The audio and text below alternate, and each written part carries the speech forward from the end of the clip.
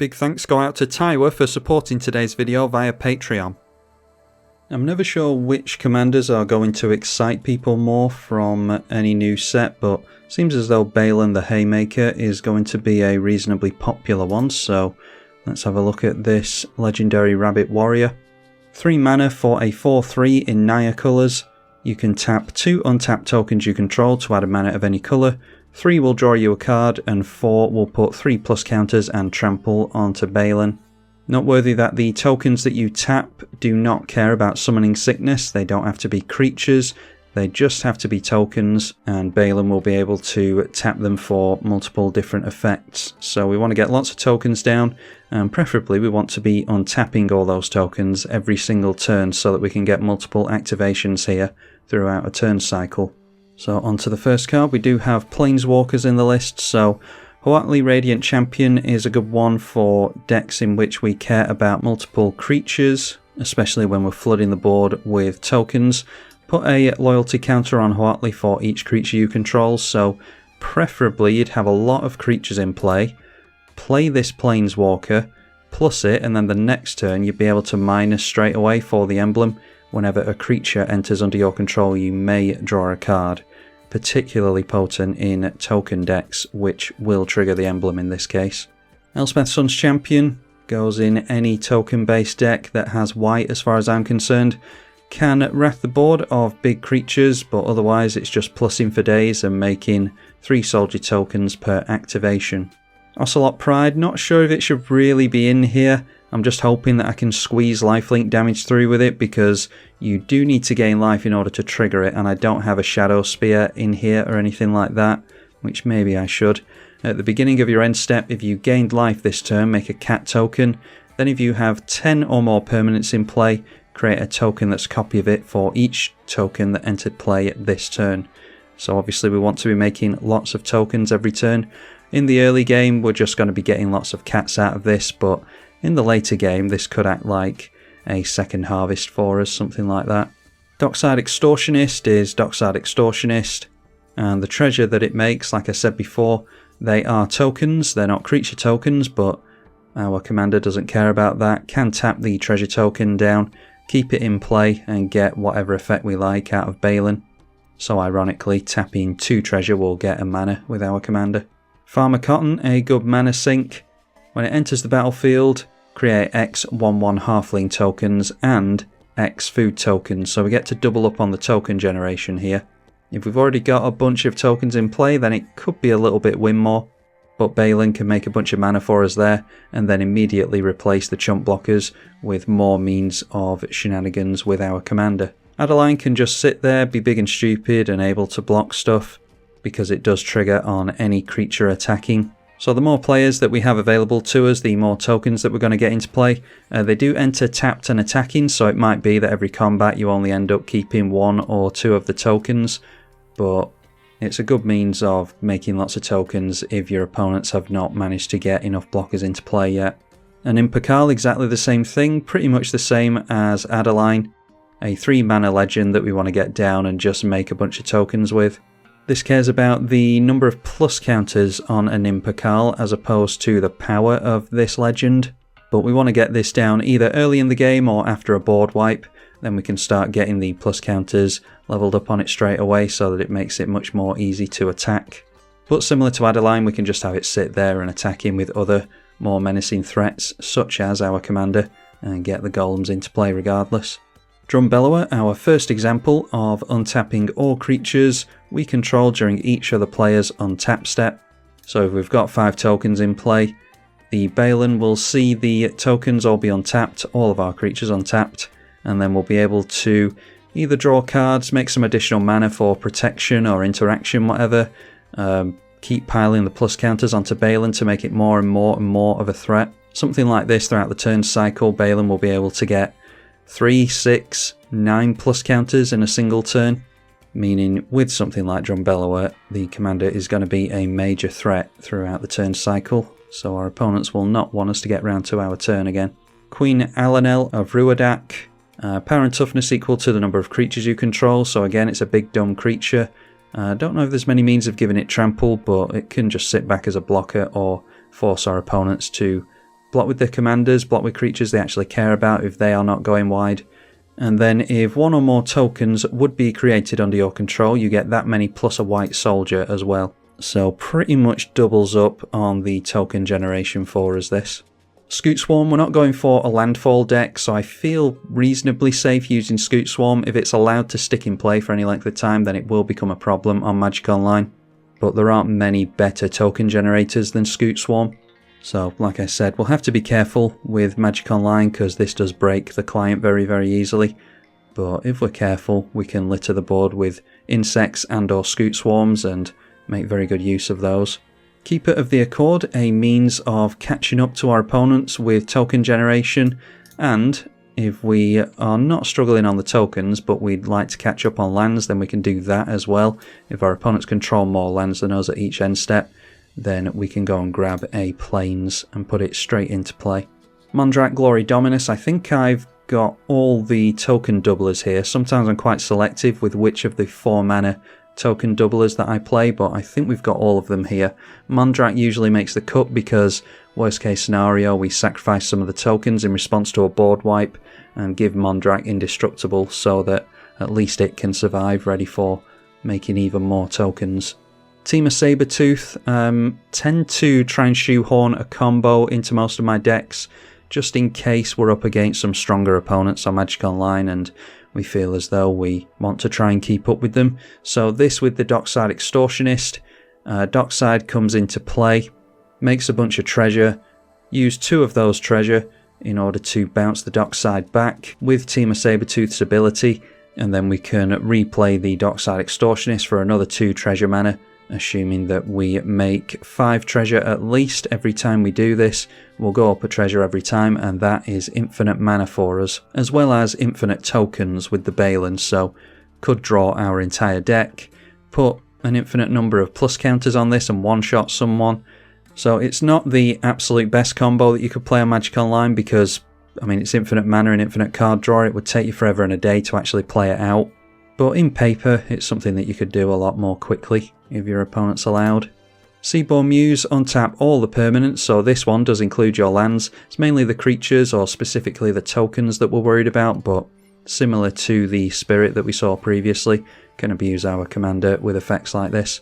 Tendershoot Dryad, we actually want to get tokens into play, and Tendershoot is an army in a can.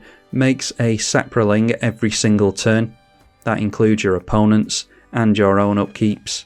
And once you get into enough permanents into play, your Saprolings are going to get +2/+2 and enter as 3/3s as opposed to 1/1s. Same is true with Dragon Broodmother, a token on every single turn. These ones have Devour, so they can enter with multiple plus counters. I think we'd rather take the bodies in this deck, but if we need to get some bigger flying hitters into play or some bigger blockers, then we have the option of doing that here, but it's strength in numbers in this deck, I think. And once again, 3 in a row. A token on every single upkeep. Wolverine Riders will make us an Elf Warrior token, and whenever another elf enters under your control, gain life equal to the toughness, so we'll incrementally gain life from this as well, which can come in handy, and actually goes well with that Ocelot that we saw previously, which I completely forgot this gain life, so there's a little bit of life gain in the deck apparently. Maybe not enough to warrant the Ocelot though. Avenger of Zendikar, another army in a can. Throw this down, get 6, 7, 8, 9 tokens straight away, and immediately we can make use of them with Baylen. Ideally, our commander, Avenger of Zendikar, and a Seaborn Muse type effect in play, and we can really start to go off. Refill our hand, make more mana as and when we need it, buff our commander and make it a massive threat. I think we know the gist by now. And if we're going to get a bunch of creature tokens into play, we don't necessarily want to be tapping them down every single time. We could use a go wide strategy. Didn't put the Crater Hoof in here because I wanted to make it a token build that is at least a little bit different, but I couldn't help but add Elesh Norm because it is often a one-sided wrath for your opponent's stuff, and at the very least makes your things really easy to swing in with. Then it's the typical land-based ramp, Farseek, Nature's Law, 3 visits, stuff like that. Didn't include the Crater Hoof Behemoth, like I said, but Finale of Devastation could fish something out of the library or the bin and give us the overrun effect as well, so I allowed myself to include that in the deck. Audience with Trostani is one that I haven't managed to play very much of, but one that I have high hopes for. Create a plant token, then draw a card for each differently named token you control. So you'll draw at least one card with this. You might control a plant, a treasure, a soldier, and a zombie, so draw 4 off this is nowhere near beyond the realms of possibility. I would think you'd draw at least 3 from this most of the time. Cultivate Harvest Season is reasonably interesting. We don't have a massive number of basics in the deck, but I've got more than I could have reduced the deck down to. I always want to include basics, but with cards like this we have to make sure that we can abuse it. So tap down the tokens to Baylen and then play this, and we can go and grab like 10 basics out of the deck or something like that. Obviously depends on how many tokens we have in play. Kodama's Reach, an obvious one. Wheel of Fortune, I tend to add in most of my red decks because sometimes you just need a reset on your hand. Shamanic Revelation, you want lots of creatures in play, so you'll have lots of cards in hand with Shamanic Revelation. And it might even be that your creatures are big enough to gain you some life as well, again for that Ocelot. Got more life gain in here than I realised. Didn't think we had any.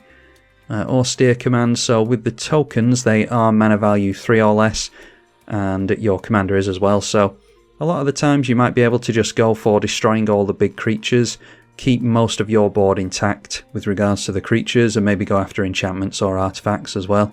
Obviously depends on every single board state. Rishkar's Expertise, I expect us to have a really big commander, so draw a whole heap of cards and get a free spell out of the Expertise. And Azori's Predation, don't have the Might, Expel Wrath, or the Martial Coup. We do have a token wrath in the form of Azori's Predation though. A lot of the times getting a bunch of 4/4 beasts into play is enough to take out most of your opponent's creatures. And if they get to keep some big tall creatures, then so be it, we're looking to go wide anyway. And speaking of Expel, Secure the Wastes, a really good one that you can use in lots of different ways, lots of different scenarios. So obviously you can get chump blockers into play. You can surprise your opponents with a bunch of creatures at the end of an opponent's turn before yours, ready to tap into Baylen, so they can't work out how much power and toughness it's going to have. Yeah, the fact that this is instant speed is really good. In the early game you can just put 1-2 mana into it if you want to, or in the late game you can dump a hell of a lot of mana into it and make a whole heap of warrior tokens.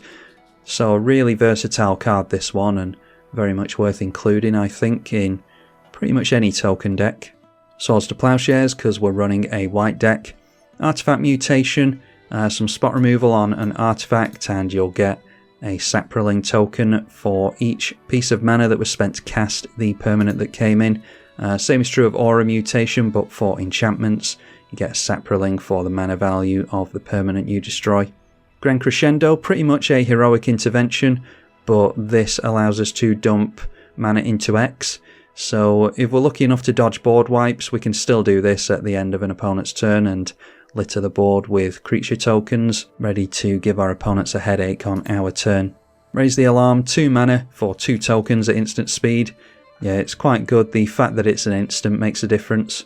Can always do something like go for this into Baylen and then tap the 2 creatures down in order to make a mana for a Swords to Plowshares, and that way we won't be slowed down in our progression of the board. Rite of Harmony, if we're making a massive amount of tokens, or we're about to in a turn, then play this, and then for every creature or enchantment that enters under your control this turn, draw a card. We're not particularly bothered about the enchantments, but it does trigger on tokens. So for instance, you could play this and then tick up on the Elspeth Sun's Champion, draw 3 cards immediately. Little effects like that can really push you ahead on card advantage, and it's really nice that it has flashback for 4 mana for the late game as well. Sundering Growth destroys an artifact or enchantment, and then we get to populate, creating another copy of a token we already control. Beast Within ironically makes a token, but it will come into play under our opponent's control 99% of the time.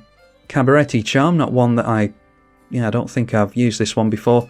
Damage equal to the number of creatures you control to a creature or planeswalker, so likely gets rid of said permanent there. Then as an overrun effect, +1/+1 and trample on our creatures until the end of the turn. Or if we're struggling on bodies on the board, we can just make a couple of citizen tokens. Very versatile one again. And this one became a bit of a meme on the channel because there was a spate in which I was playing this card all the time in multiple different games. Really love this card, and it's very good. I don't often see other players playing it, to be honest, but maybe they just don't like token builds as much as I do. Call the Copper Coats for just 3 mana. Choose an opponent and create X 1/1 humans per creature they control. You can strive it for an additional 2 mana. So in total that would be 7 mana, and you'd look at all your opponent's creatures, count them up and give yourself humans equal to that number. Oftentimes I just play it for 3 and still end up with a massive amount of tokens. But bearing in mind that everything we're looking at here is an instant, so we can really be reactionary to what our opponents are doing and either try and draw into answers, make mana to play our answers, or just pile up the power and toughness on Baylen and start to look at taking a player out next turn. Chord of Calling, a convoke spell. With the litany of creatures that we're going to have in play, should be easy enough to go and fetch any creature out of our library, such as an Elesh Norn. Generous Gift, we know about. Stroke of Midnight, slightly worse arguably. We can't go after a land with this, but it does make a weaker creature. I always had it in my head when this first released that it makes a flyer. But yeah, it doesn't, just makes a 1/1 human close to the ground. Big Score again makes treasure, and the treasure does count towards our commander. Little bit of card advantage here as well. Clever Concealment, better than, or arguably better than Teferi's Protection for protecting your creatures. It does not stop your life total from changing though, so you have to be careful with the number of creatures that you phase out and whether or not you're going to have to make blocks. But typically speaking, you would cast a Teferi's Protection or a Clever Concealment in response to a board wipe, and this is effectively free in our deck. So can't protect our life total like I said, but we don't need to hold up 4 mana for it either.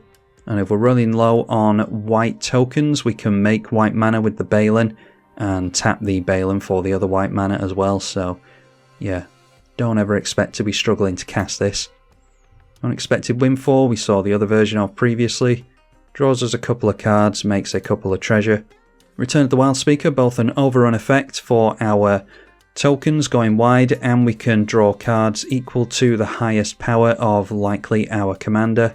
So oftentimes I'll run this card just for the top ability because it's an instant speed, massive card draw spell, but we actually get both modes being relevant in this deck, which is always nice. Mana Crypt is Mana Crypt, does not help us get our commander out any faster, neither does the Sol Ring. Skull Clamp, plenty of 1/1 tokens for us to refill our hand with on a Skull Clamp. Obviously the tokens going down to Skull Clamp does mean that we're not tapping them into Baylen though, so maybe we could do that beforehand, get the effects from them, then kill them off with the Clamp. We'd be in a pretty desperate scenario for that though, but Skull Clamp cherry picking the odd token here and there that we don't feel as though we need should be fine. Yeah, Sol Ring again doesn't help us get our commander out faster, but it will help us cheat out things like Lightning Greaves and Swiftfoot Boots.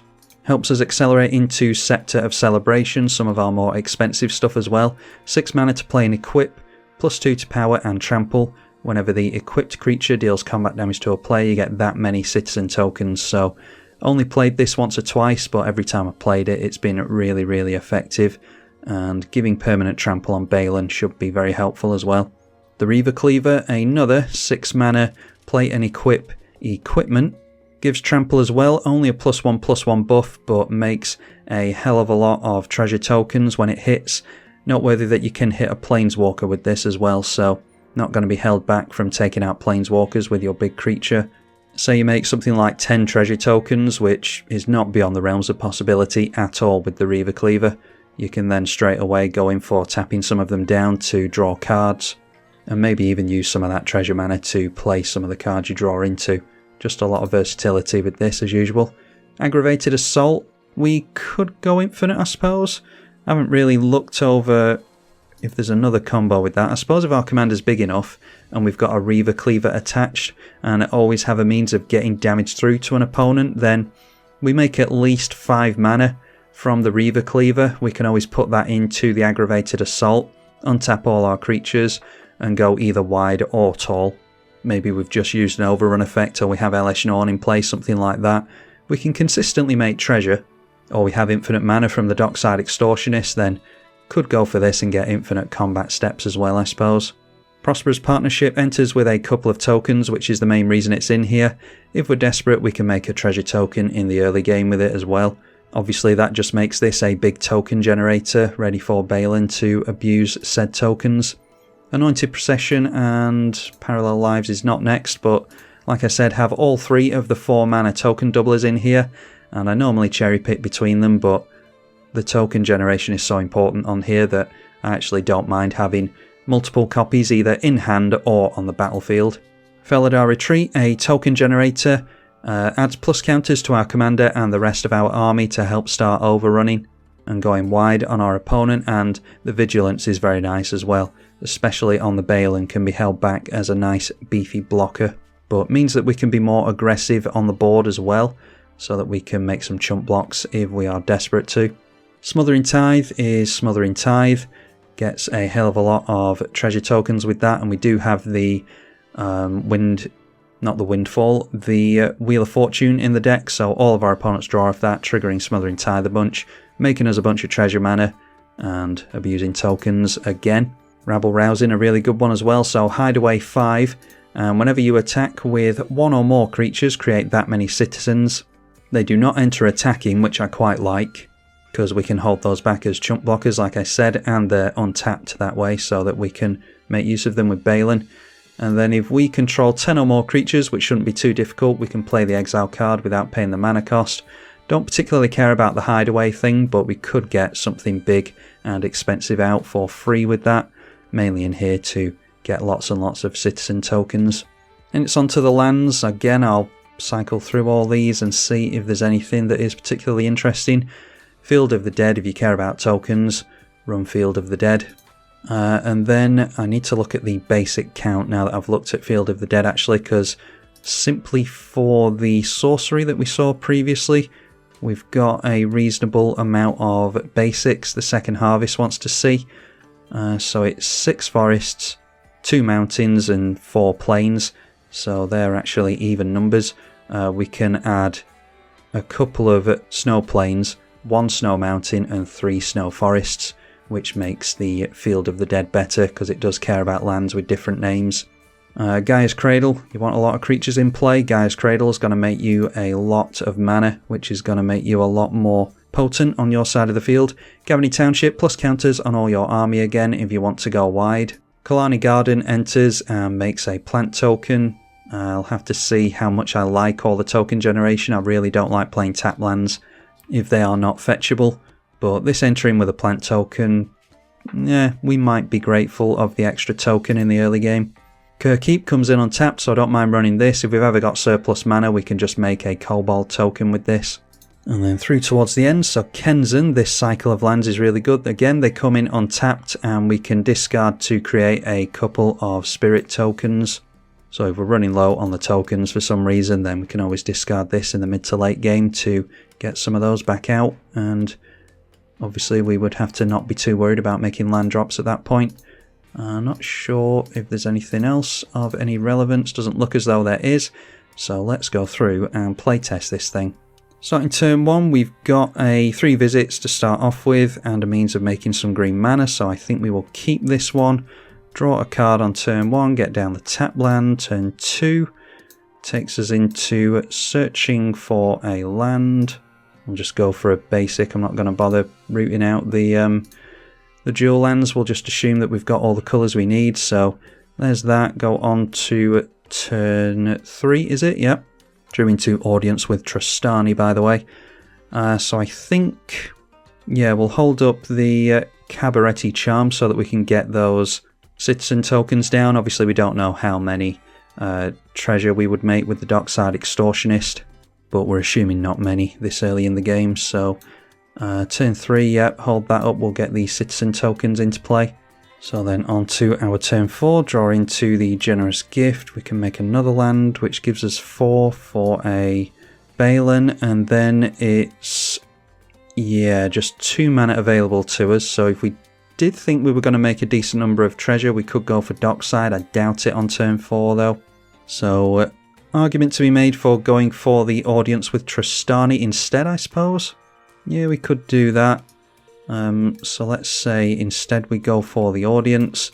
makes us a plant token, and obviously the later in the game you play the Audience with Tristani, the better it's going to be, but get to draw a couple of cards early on here, gets us into the Tendershoot Dryad, which might be worth playing next turn. Scoot Swarm at this point I think is best holding on to for a board wipe, which the Tendershoot Dryad is likely going to encourage. So go like that, and then assuming that we survive a turn cycle, we want Saproling tokens. So I'll just put counters on here to keep track of that. So we've got 4 during a turn cycle, get the 4th one on our turn, and we've got, let's draw for the turn, another land. So I think we've got the City's Blessing there, which means that these are all 3/3s now.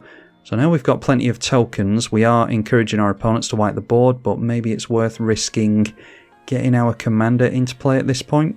So we can play our commander and then maybe go for the Scepter of Celebration as well, and then tap down some of the tokens, throw one of these, or throw the equipment onto one of these now 3/3 Saprolings, and hopefully we'd be able to swing in somewhere with it. Obviously this is now a 5/3 with trample, so yeah, even if they do have blockers, they might not want to block for the sake of keeping us off the citizen tokens. So let's say that now that is 2. We can untap this one and say we got through for, I don't know, 3 damage. Say they chump blocked us. So we've got 3 of those now. And now we continue across the turn cycle. So, you know, a couple of turns on, we've got access to 6, 7, 8, 9 creatures that we can tap. So that means that we can do Baylen twice, which is 6 plus counters. And then, what did I say, is it just a couple of turns in? And then it's round to the next turn, and I think, how many did we tap down? Yeah, we only tapped down 8, didn't we? So we had another one untapped here. We've just made another Saproling, so now we could make a mana if we needed to, which we don't as it happens. But yeah, anyway, you get the idea. Let's see what we're drawing into. We've got some removal in the Artifact Mutation, fully expecting a board wipe here. But if we are able to, we can... We've got 6 plus counters there. Let's go through to our turn. We've got 8 Saprolings, so tap all those down. That is 6 more plus counters on the commander, making that a 16 powered creature. Let's go for it again. So we tap those down like that. It's 3 more, sending us up to 15. And then equipping this would take us from a 19 power creature to a 21 power creature. And if anyone's been foolish enough to tap out their creatures, then we can swing in for lethal here. But yeah, I think you get the idea. It might be that we're lacking in haste a little bit. Maybe should put some haste enablers, because it would be good to get down Baylen into a litter of tokens, buff it straight away, and then swing in immediately and force some commander damage through. But it'll take some play testing as usual. Didn't draw any additional cards with Baylen there or anything, so you know there's always the option of that as well, get into all of our mana on top as it happens. But yeah, high hopes for this one, and hopefully you all look forward to seeing me play it on the channel as well. Subscribe if you would like to see that and you haven't already. Massive thank you to the patrons who support the channel financially as well. I'm tribalkai. Thank you for watching.